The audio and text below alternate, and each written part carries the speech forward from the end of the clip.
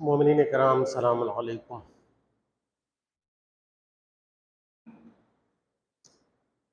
बिस्मिल्लाह निअमल वकील व निअमल मौला व निअमन नसीर।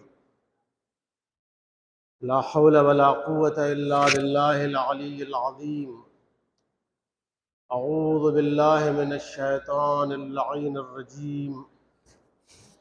बिस्मिल्लाहिर रहमानिर रहीम। वस्सलातु वस्सलामु अला अब्दिल्लाहि व रसूलिही व हबीबिही व हाफ़िज़ सिर्रिही व मुबल्लिग़ रिसालातिही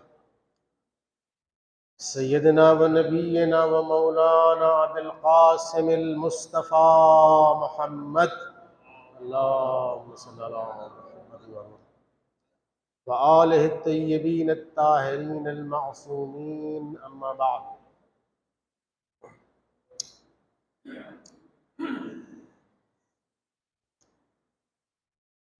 अली इब्न महज़ियार ने इमाम जवाद अलैहिस्सलाम से कहा, यब्न रसूलल्लाह, ए फर्जंद पैगंबर, आप ये बतलाइए कि अगर कोई आपके बाबा की ज़ियारत करने खुरासान जाए तो उसके ज़ियारत का ज़्यादा सवाब है या इमाम हुसैन अलैहिस्सलाम की ज़ियारत का ज़्यादा सवाब है? तो इमाम जवाद ने फरमाया कि मेरे बाबा की ज़ियारत का ज़्यादा सवाब है। और इसे मैंने ज़ियारत की किताब में मशहद मुक़द्दस में देखा, ये रवायत वहाँ पर लिखी हुई थी कि अली इब्न महज़ियार ने जब ये सवाल किया इमाम जवाद से तो कहा मेरे बाबा की ज़ियारत का सवाब ज़्यादा है। कहा क्यों? कहा इसलिए कि मेरे बाबा की ज़ियारत करने के लिए सिर्फ और सिर्फ कोई जाता है तो शिया जाते हैं, लेकिन इमाम हुसैन अलैहिस्सलाम की ज़ियारत करने के लिए जितने फ़िरक़ इस्लामी हैं सब आपकी ज़ियारत करने के लिए जाते हैं। आम और ख़ास तमाम लोग आपकी ज़ियारत के लिए जाते हैं, लेकिन मशहद मुक़द्दस खुरासान में अगर कोई ज़ियारत करने के लिए जाता है तो वो सिर्फ शिया हुआ करते हैं। लिहाज़ा इनकी ज़ियारत का सवाब सादा है और इमाम उन्हें अपने हाथों से उठाकर जन्नत में डाल लेंगे। तो कल 11 ज़िलक़ादा थी, आपके विलादत का दिन था, लिहाज़ा आपके मुताल्लिक़ कुछ गुफ्तगू करूँ।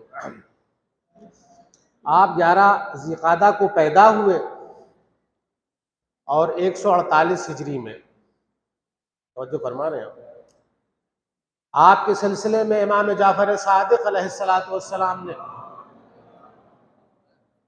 अपने बेटे इमाम मूसा काज़िम से कहा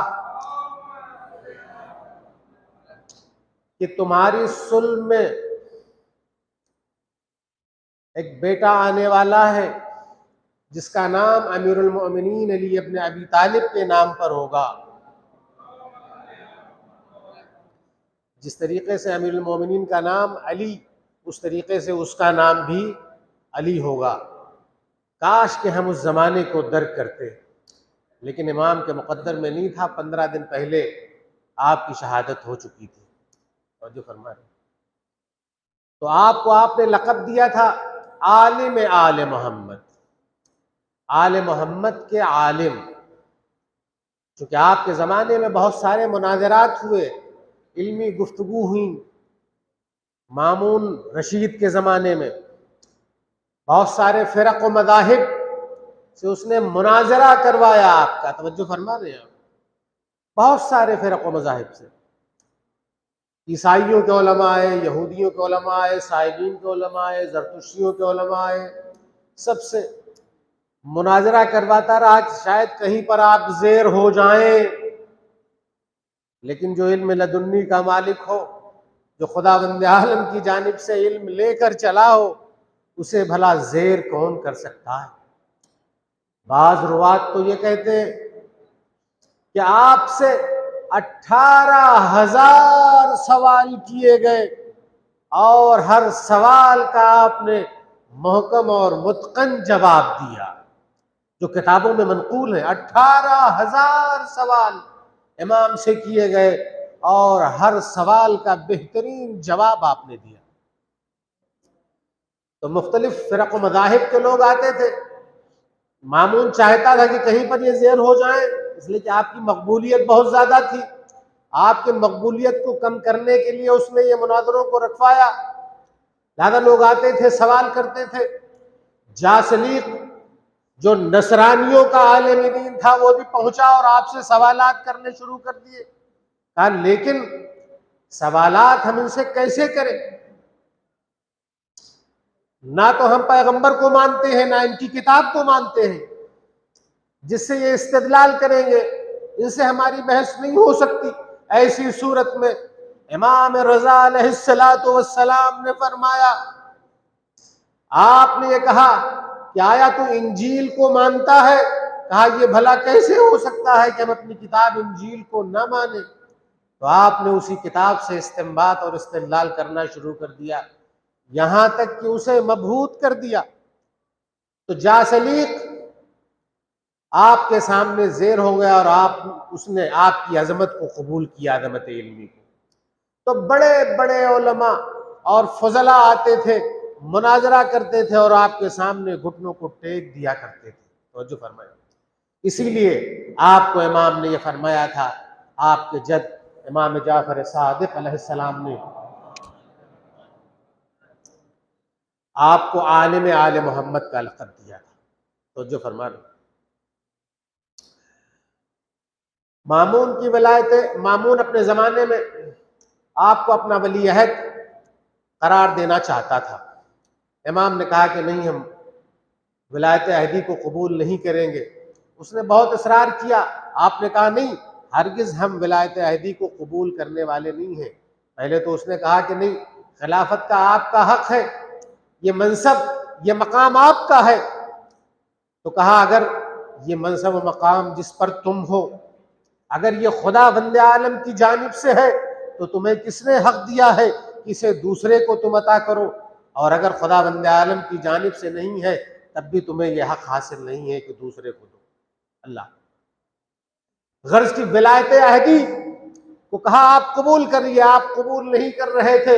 चुनांचे उसने आप पर दबाव बनाया, यहां तक कि मार देने की धमकी दी। कहा मौत के घाट हम आपको उतार देंगे।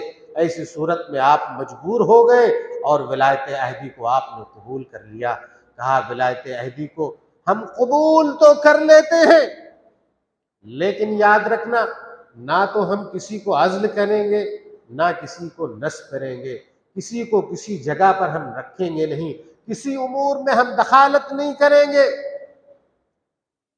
हम कोई काम हुकूमती नहीं करने वाले। उसने कहा ठीक है। चुनांचे आपने कबूल कर लिया।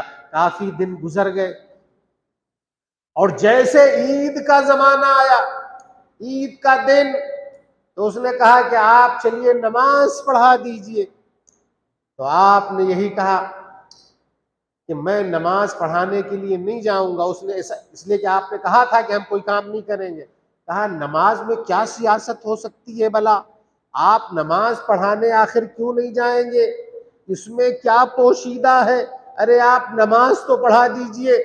तो ऐसी सूरत में आपने कहा नमाज तो हम पढ़ाएंगे, लेकिन हम एक ऐसी नमाज पढ़ाएंगे जैसे पैगंबर पढ़ाया करते थे, हमारे जद पढ़ाया करते थे। जिस तरीके से इमाम हुसैन ने कहा असीर बसीरत जद्दी व अबी, हम अपने बाप और दादा की सीरत पर चलेंगे, उसी सीरत का जिक्र आपने किया। अमीरुल मोमिनीन ने भी खलीफा सानी के बाद खिलाफत के लिए यही शर्त रखी थी कि पैगंबर की सीरत पर चलेंगे। ये सीरत होती क्या है?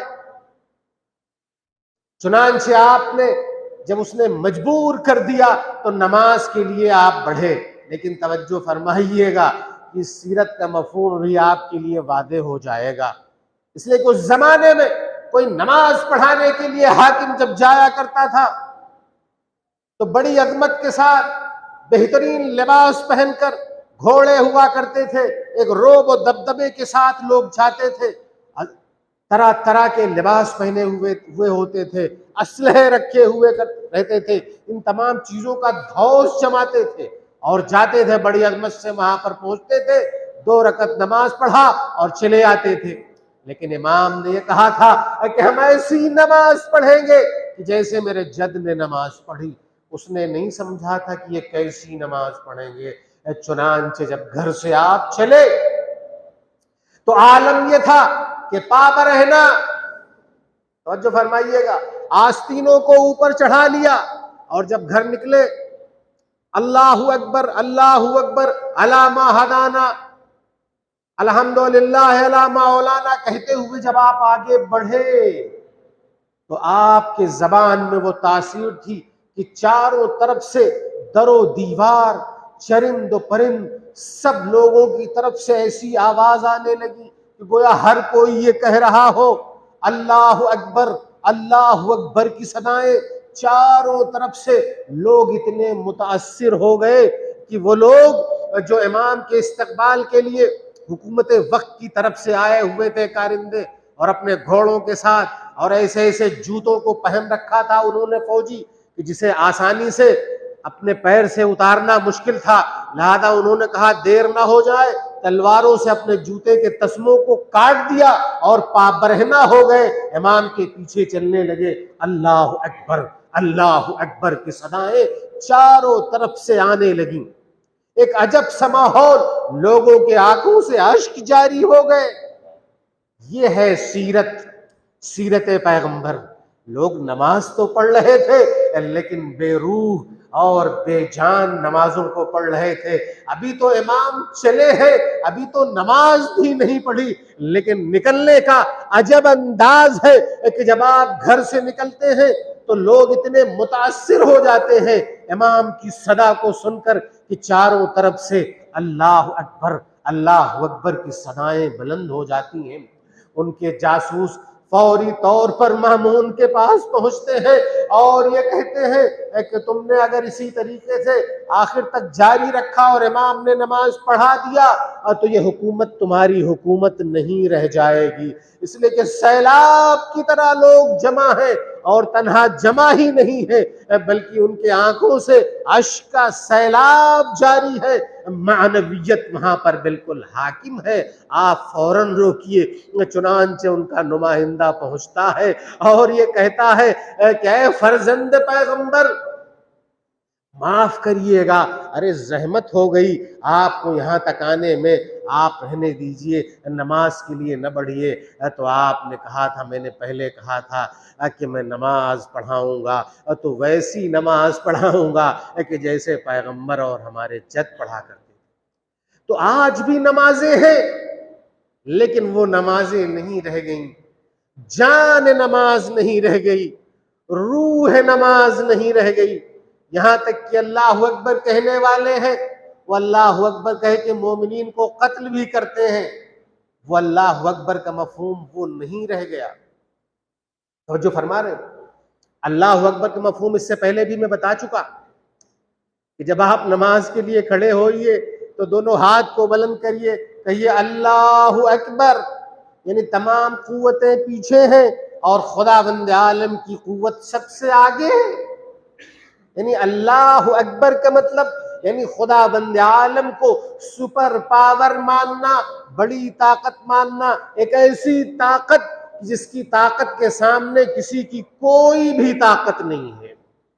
इस मफहूम के साथ जब ये कलेमा अदा होता है तो उसमें अजब मानवियत पैदा होती है।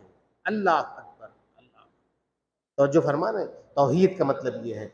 लेकिन हम भी बाज़ वक्त अल्लाह अकबर कहते हैं लेकिन अल्लाह अकबर का सही मफहूम हमारे वजूद में उतरा हुआ नहीं होता। अगर अल्लाह अकबर का सही मफहूम हमारे वजूद में उतर जाए और खुदावंद आलम के अलावा हम किसी को बड़ा न समझे तो हम जो चाहें जो कहें वो हो के रह जाएगा।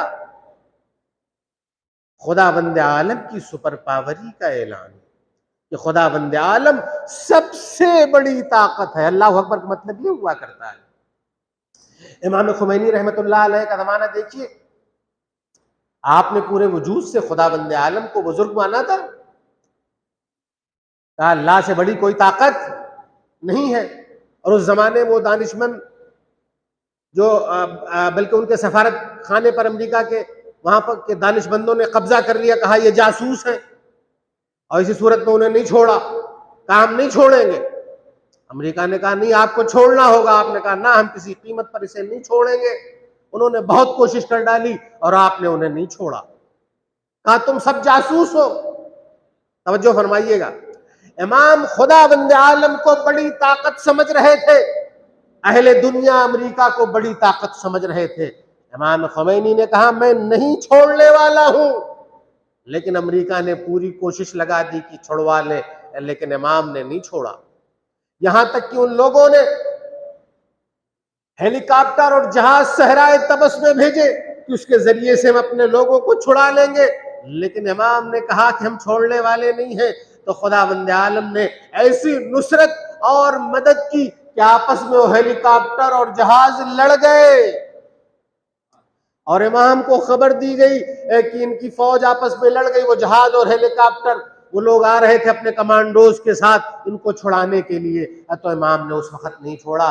तो इमाम ने कहा कि शिनहा मामूर बूदन, यानी खुदावंद आलम ने एक गर्दो धूल को हुक्म दे दिया था कि इन जहाज को आपस में लड़ा दे।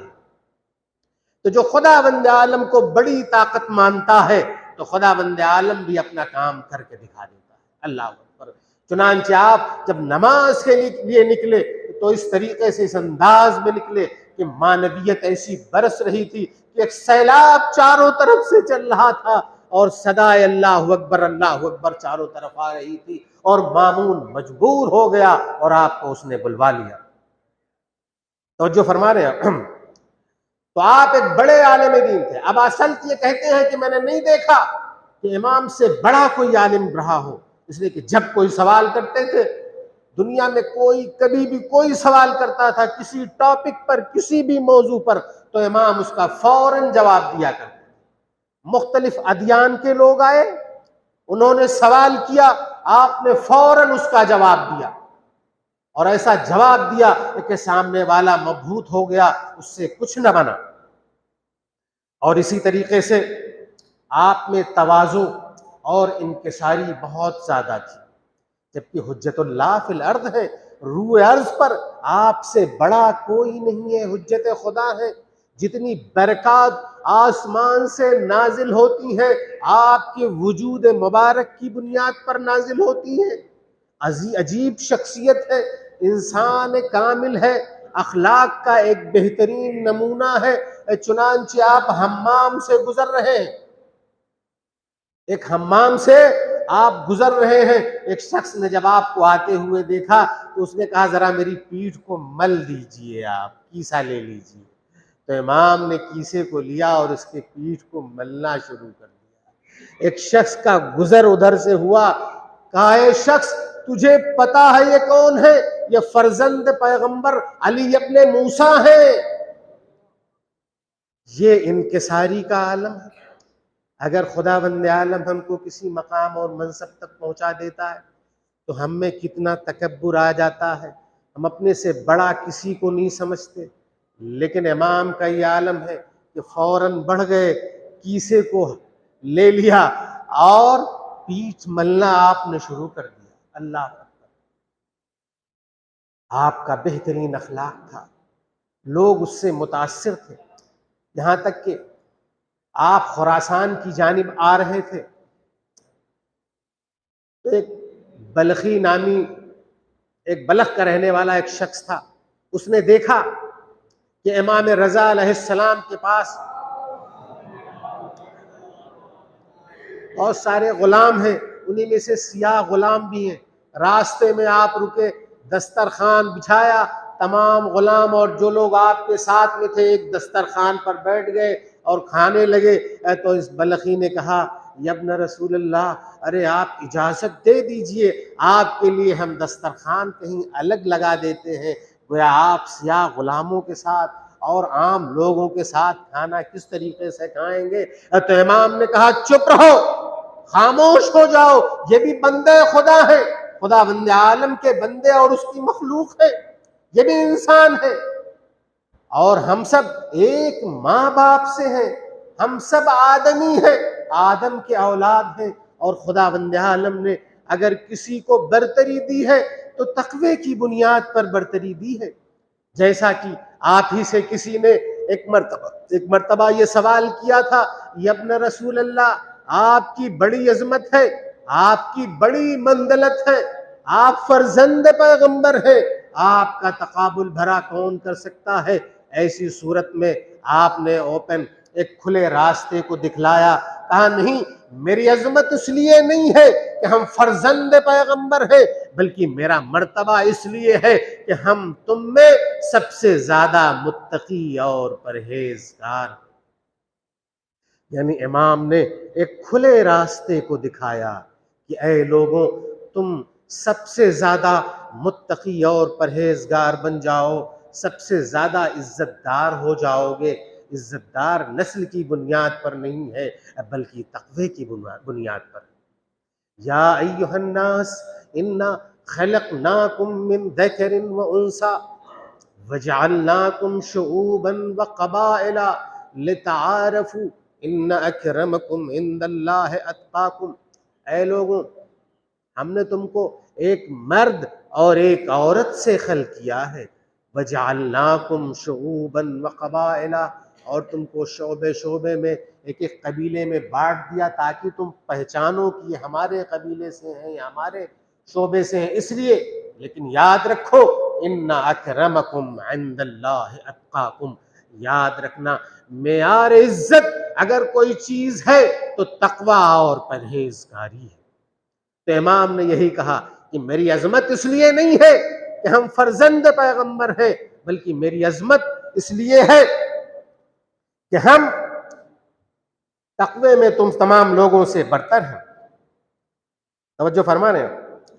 तो आपका बेहतरीन अखलाक था, आपके अखलाक से लोग बहुत जल्दी मुतासिर हो जाया करते थे, सबके लिए मेहरबान थे।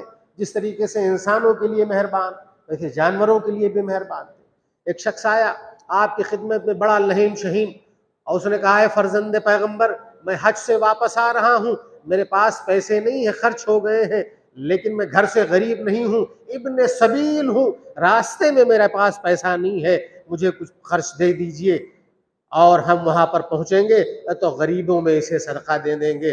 तो आपने 200 दीनार निकाले, यानी 200 सोने के सिक्के, और ले जाकर उसे दे दिया। कहा इसे तुम खर्च करो और तुम्हें वापस करने की ज़रूरत नहीं है।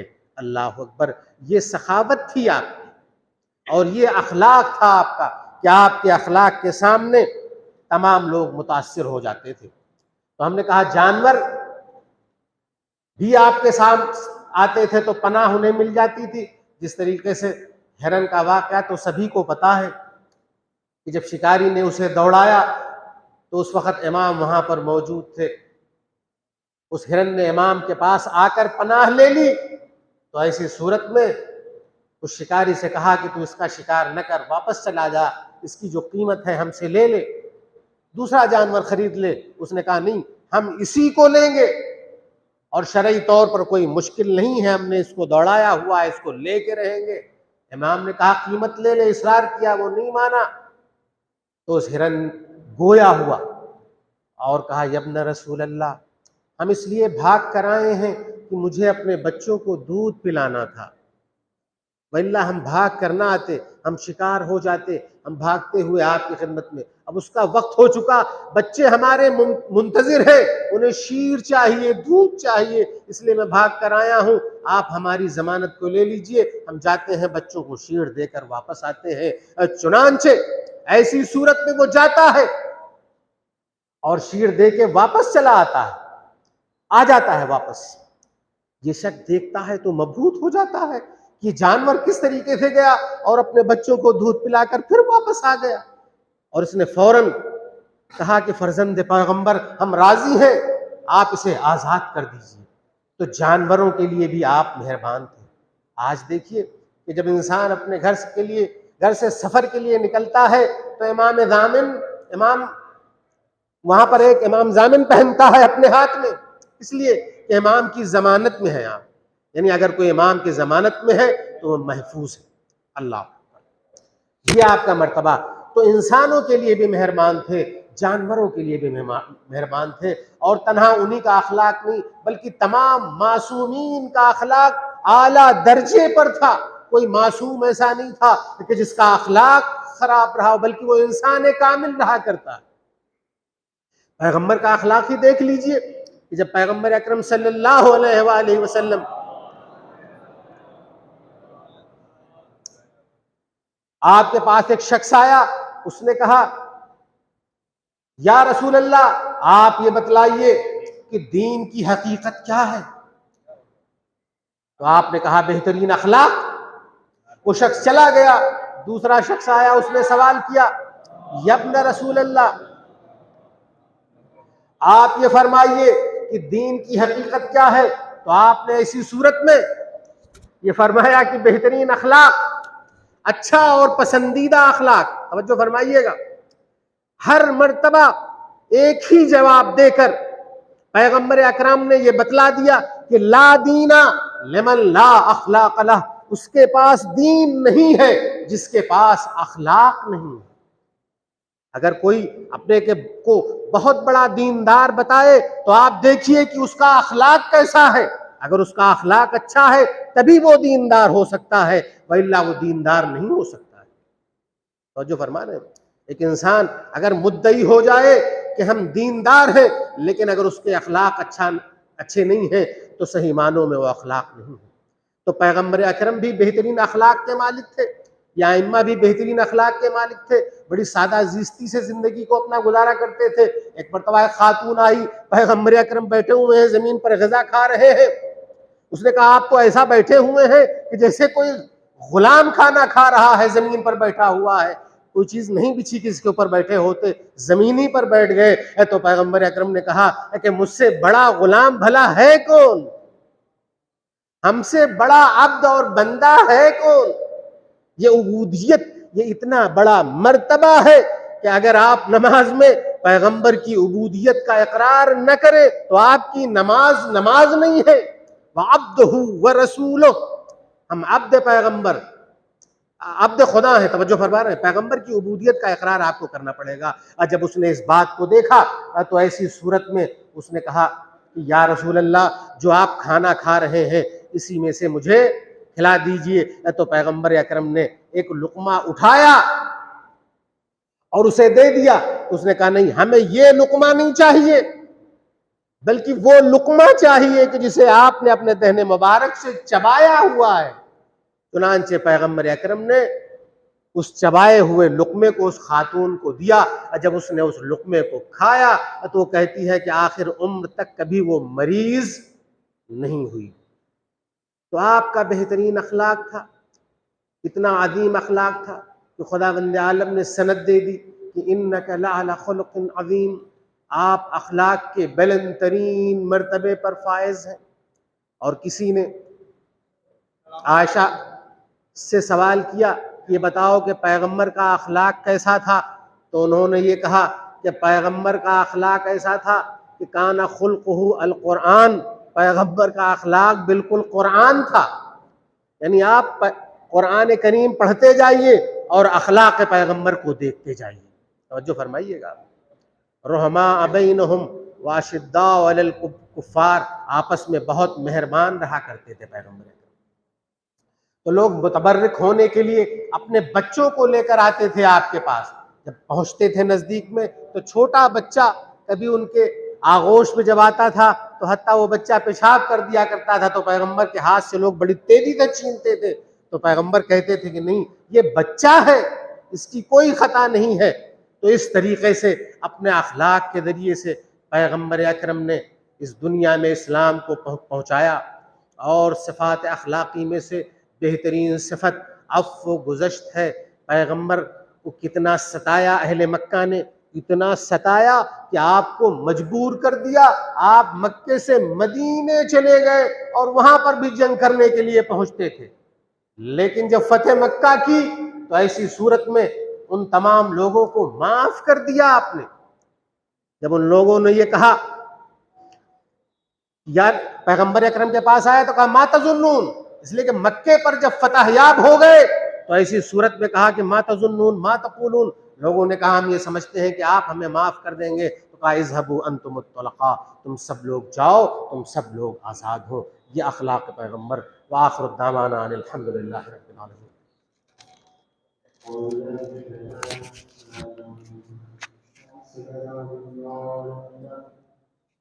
अल्लाहु अकबर।